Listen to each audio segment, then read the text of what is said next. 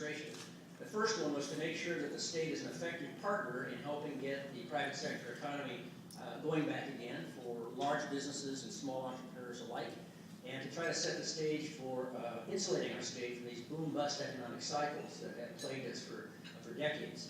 The second one was to try to transform our healthcare system to reduce the opportunity costs that come from spending an ever-growing portion of our resources on this one sector alone. As you know, our country spends about $2.5 trillion a year on healthcare, and our population health statistics are only marginally better than Cuba's. And I would argue that a lot of those resources could be directed into education and workforce development and economic activity without harming the health of our citizens if we change the way healthcare is organized and delivered. And the third challenge was to transform our system of public education into one that could create a workforce that's capable of competing and succeeding in the economy, the global economy of the 21st century. So 1 year later, and a little greater, I think we've made significant progress on all three of those fronts. And while we still have far too many people in our state that are out of work, that are still facing uncertainty, I'm very confident that we're going to emerge from this recession stronger and much better positioned for the future than we were in the past. So first, with very strong legislative leadership and involvement of communities around the state, I believe we've been very successful in catalyzing a new approach to healthcare. Two pieces of legislation were very significant. Senate Bill 99, which creates a state health insurance exchange, essentially an insurance marketplace that allows individuals and small businesses to look around for the best product at the best price to meet their needs.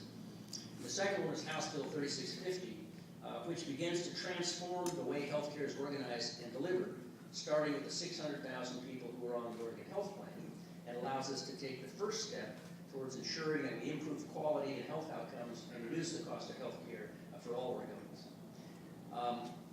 I would remind you that in the years since we changed Oregon's workers' compensation system back in 1989, Oregon businesses have saved about $14 billion. Imagine the competitive advantage that those same businesses could have if we could actually reduce the cost of medical inflation.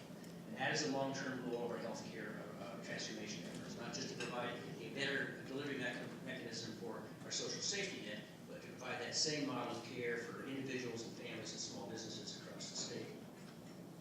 Second, with the help of the business community, very strong leadership from the legislature, Representative Johnson has been a key in this effort. We've taken a significant step towards transforming our system of public education in a way that I think will provide better outcomes for students and more resources ultimately for teachers.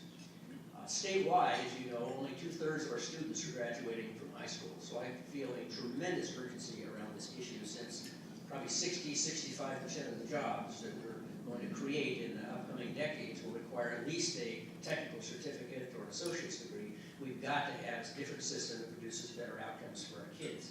And I think that our social and our civic and our economic objectives actually depend on our ability to meet some very aggressive benchmarks that we set for ourselves. By 2025, we want a system in which all of our children are actually graduating from high school, and that high school diploma means they can take post-secondary education without remediation. Today, 20% of our community college capacity is taken up by remediation, kids who didn't get what they needed in high school. We want 40% of those high school graduates to get at least 2 years of post-secondary education or training, and another 40% to get at least a bachelor's degree or higher. So with the passage of two very important pieces of legislation, Senate Bill 909 and Senate Bill 242, for the very first time in Oregon, we are aligning funding and governance across the entire educational system to achieve those objectives.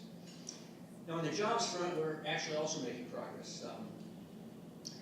Lost in the headlines about the European debt crisis and the failure of the super committee is the fact that we are, in fact, creating jobs here in the state of Oregon.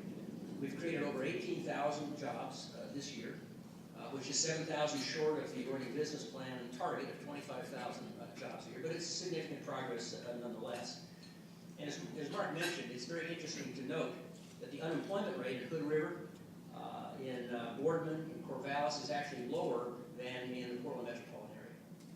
And there's a reason for that. And the reason is that we have these islands of innovation, both in urban and rural parts of the state, that are tapping into Oregon's natural assets and market advantages in very, very creative ways. From the biomass engineer entrepreneurs at Port of Morrow, that are creating jobs, paying 150% of the local wages to craft brewers like Double Mountain and wholesale right here. An economy of innovation is actually beginning to emerge here in the state of Oregon. And I think that is our best hope for the future because it's locally driven and it's rooted in our natural advantages. It doesn't require something from the outside. We have a solid base in agriculture and forestry and advanced manufacturing. We have promising technologies, research and development, and we have this very strategic location on the Pacific Rim that allows us to take advantage of these emerging Asian markets. I took a trade mission over to, in September, over to Japan and Korea and China, and I was struck by the strong, deep relationships and trust that have been built up over the years in that part of the globe that can be a real bright spot for Oregon's economy. As you know, almost 5,000 Oregon businesses trade their goods and services globally. About a fourth of our manufacturing jobs are export dependent. And this innovation economy was evident everywhere I went in Europe. I think the passage of the Korean Free Trade Agreement will open up